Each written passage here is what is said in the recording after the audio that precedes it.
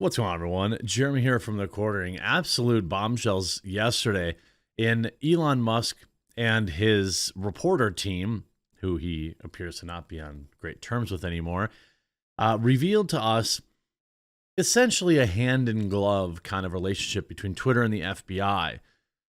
Perhaps the most shocking part about it to me was the immense size of the FBI team, something like 80 staffers at that time, whose job it seemed to be, based on what was being reported, was literally watching everybody. The accounts in this list that were actioned by the FBI or told, for Twitter to action were like 3-follower Andys. They weren't massive accounts. They weren't Donald Trump. I mean, there were a few in there, but there was just like Jim the Mechanics making a joke about, the election. And the FBI is watching this dude who had one like on his tweet, and they're sending it to Twitter and saying, you probably should do something about this. And then, of course, Twitter did do something about it. After these things were revealed yesterday, the FBI responded. Now, Elon Musk targets the FBI as Twitter file saga continues. I don't know if I would say he's targeting the FBI. I don't think that that's a fair representation. I mean, they're doing it, not me. They're the ones doing it. The FBI was criticized after the latest Twitter files report featured emails from the Bureau regarding jokes, essentially. Twitter CEO Elon Musk has led the release of a stockpile of internal Twitter employees' emails and from other forms of company communication in an effort to be more transparent about the platform's past decision and monitoring content that goes against its policies. In part 6 of the internal company review, posted by journalist Matt Taibbi, past company emails reveal occasions in which federal law enforcement alerted Twitter employees of accounts it believed in violation of the platform's rules of disseminating false information. Allegedly, right? They don't know. It was insane to watch. I mean, the number of people that were caught up in this, and they're just regular everyday people. And by the way, I'd like to make a point here. I think it's pretty curious that they had 80 people or something like that, whatever the number was revealed, worrying about people making jokes, like simple jokes, like, make sure to tell the Republicans to make sure they go out and vote on Wednesday, even though the vote was Tuesday. It was like a boomer dad joke. And several people got suspended or actioned on Twitter. First of all, which would have been ridiculous. But second of all, you had federal agents sitting in a room scanning tweets that had like a single like and sending them to Twitter and saying, boy, it sure would be a shame if something happened to Twitter if you didn't act on this, essentially, in my opinion. One example is an email sent by the FBI's National Election Command post on November 5th, which included 25 separate accounts. The department said, quote, may warrant additional action due to the accounts being utilized to spread misinformation regarding various elections. You see in this email on the 18th, part 18, in an internal email from November 5th, 2022. So again, this is like a month ago, right? The FBI's National Election Command post, which compiles, logs, and sends on complaints, sent the San Francisco field office a long list of accounts that, quote, may warrant an additional action, and didn't actually even provide, what they said that may have been actioned or need to be actioned. 3 days later, a Twitter employee responded with a list of accounts that were either permanently or temporarily suspended for policy violations, spam behaviors, and excessive strikes. Other accounts had also had tweets bounced, deleted for civic misinformation, policy violations. Screenshots of other emails show similar interactions between federal law enforcement and Twitter in 2020 and 2021.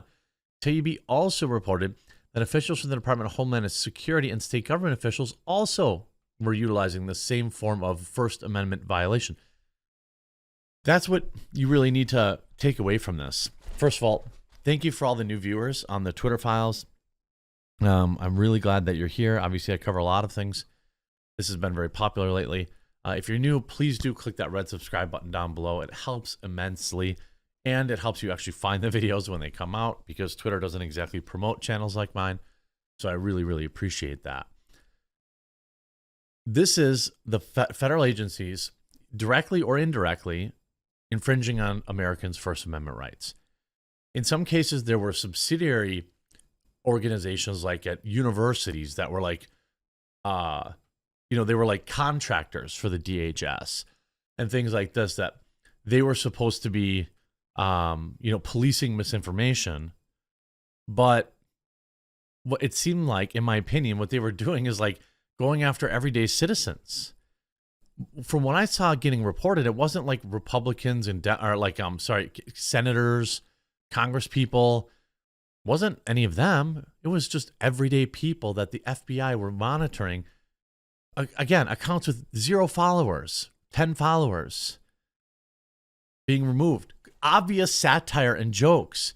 The FBI says that's got to go. And you can see now people are, a lot of people who were like blackpilled on this, saying like, oh, nothing's going to happen.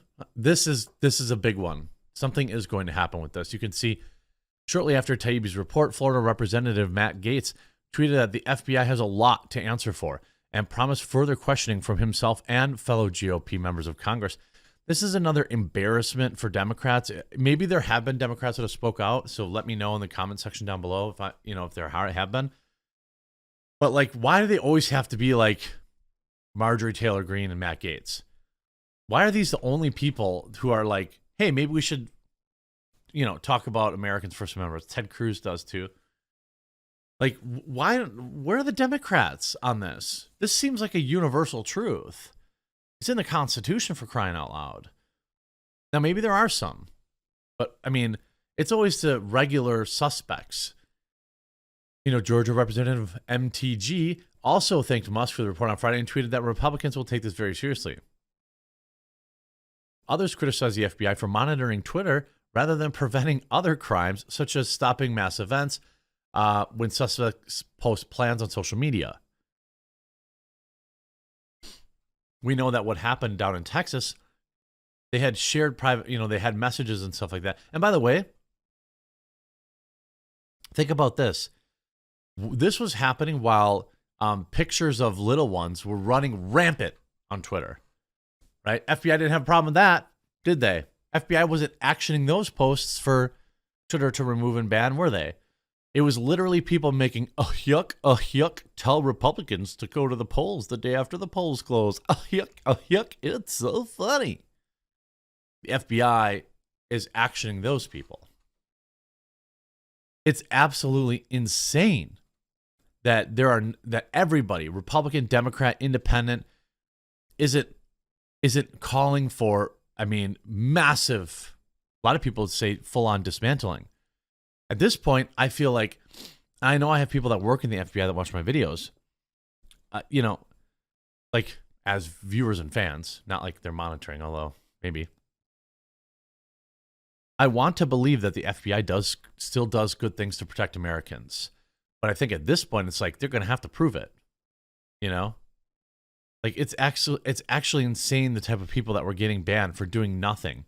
And there was basically like this buddy-buddy relationship between Yoel on the Run Roth and Elvis Chan, who was an FBI field officer in San Francisco. Hey, buddy, want to suppress some Americans' First Amendment rights?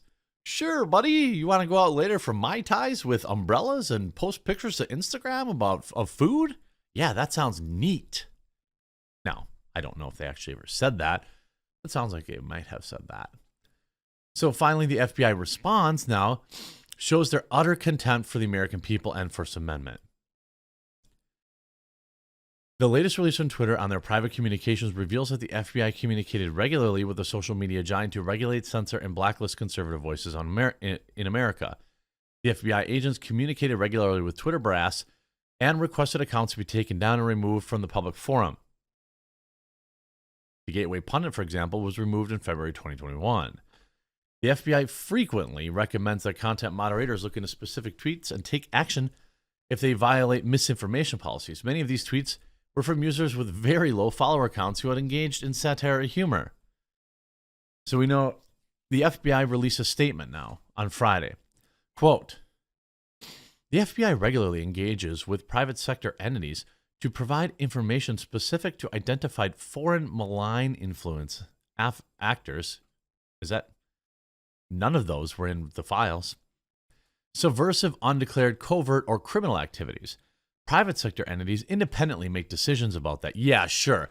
The FBI's emailing you and saying, it's like, hey, that's a sweet business you built there. Sure would be a shame if something happened to it. Independent decision, if they make any, they take on their platforms for their customers after the FBI notified them. It was another arrogant statement that showed their utter contempt for the American public. How many of the thousands of conservatives accounts that were taken now were promoting subversive, covert, or criminal activities? What utter BS. On Friday night, Attorney Jonathan Turley weighed in on the smug response from the FBI, saying, people still largely agree. I hope that while the First Amendment applies to the government, it also applies to agents of the government. So if the FBI uses a proxy, uses an agent like Twitter, it's still censorship. It's still a violation of the First Amendment. I 100% agree. This story is about to get extremely spicy over the holidays. Again, if you're enjoying my coverage of it, please leave a like on the video and please subscribe wherever you're watching it. I greatly, greatly appreciate it. And we'll talk to you again real soon.